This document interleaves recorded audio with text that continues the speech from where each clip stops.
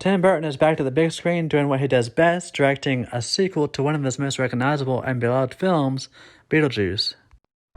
The juice is loose. Much like the first, it's a dark and quirky comedy, and fans have been wanting this for decades, and we finally got it. It's hard to believe it's been 36 years since we were introduced to the first, but I'm glad to say the majority of the cast feels right at home, they haven't missed a beat, they're not rusty. Catherine O'Hara, much like Home Alone, steals the show when Kevin wasn't involved, and she does the same here when Beetlejuice isn't on screen.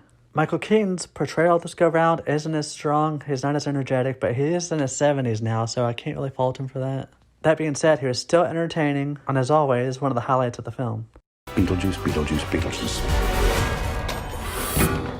I'm needed upstairs. Bob, go down the fort. I really appreciated the sequel giving more depth to these returning characters, and even adding new ones. It was both one of the movie's strengths and weaknesses. Spill your guts. Who wants to go first? All right, I will. See, I'm willing to do the work.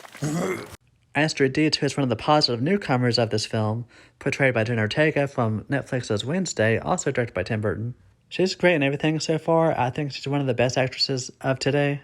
As for Monica Bellucci and Willem Dafoe's characters, I think are very dispensable and really not needed for the sequel. There's just too many side plots, and I really feel like this movie would have served better if they just focused on Astrid's storyline. And we got the obvious callback to the first with the dance sequence, and honestly, I didn't care for that at all. However, I still had a blast. It was a really good time. I laughed more times than I expected. I know Tim Burton film is complete without Danny Elfman as the composer, and he returns for the theme.